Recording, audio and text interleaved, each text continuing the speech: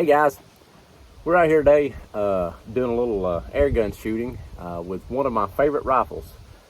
This is a Diana 52, and I actually bought this rifle secondhand from a good friend of mine that I actually met when I bought this rifle. Named Mike. He lives down south of Atlanta, and I learned a lot of knowledge from him about air guns.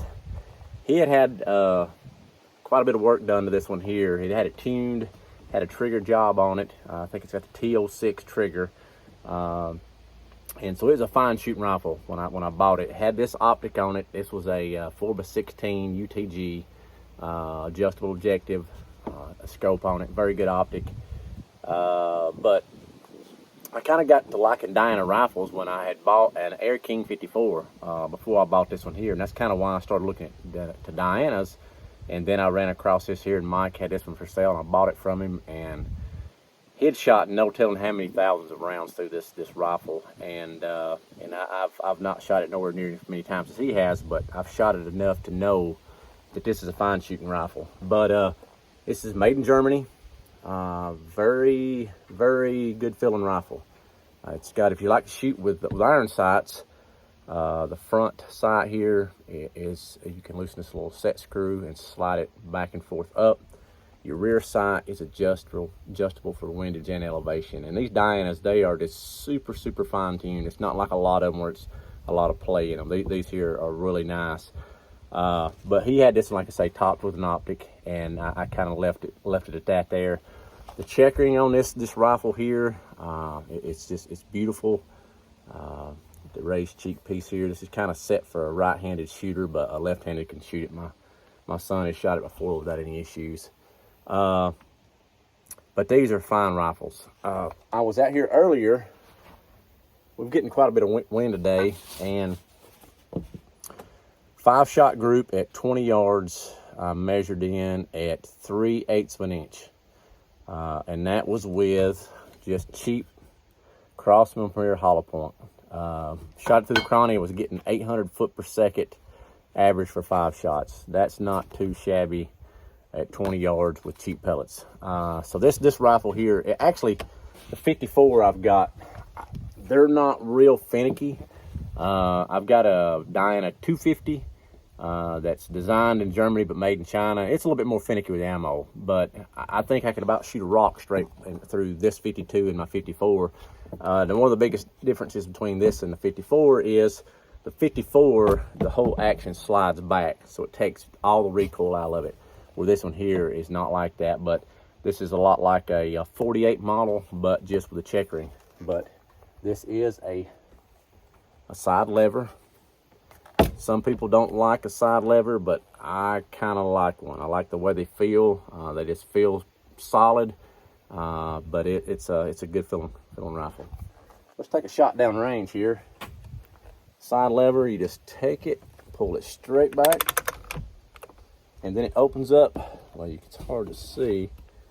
Right in here is where you're going to slide the pellet in.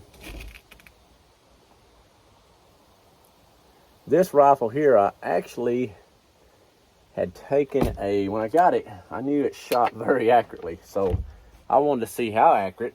So I'd actually take a shotgun shell and laid it on its end and shot through the shotgun shell and knocked the primer out of the shotgun shell. Now, if you measure a primer in a shotgun shell, it's 220 thousandths. And shooting a 177 bullet through there, or a pellet to shoot that primer out, it's pretty impressive for anything. But these Dianas are just phenomenal rifles.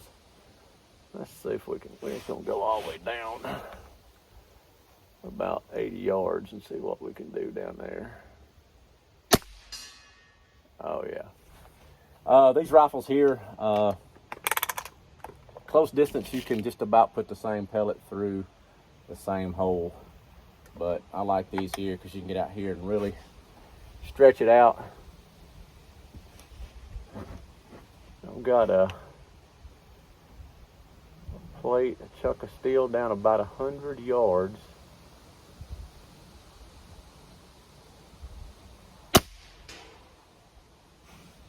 got that one there.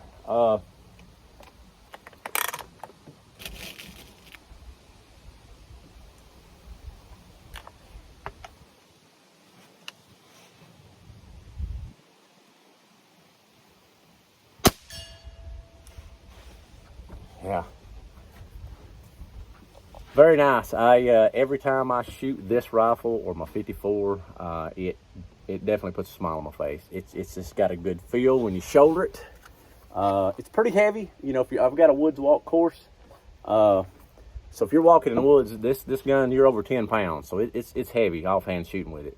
But it's heavy enough to where you can kind of control the recoil with it, and it's just a good shooter. I do a lot of bench shooting with this one here, but like I say, every time I shoot this one here, you just don't want to put it down. You just want to pick it up, look at it, and but the woodwork, the checkering, it's just a beech hardwood stock, but just very beautiful rifle.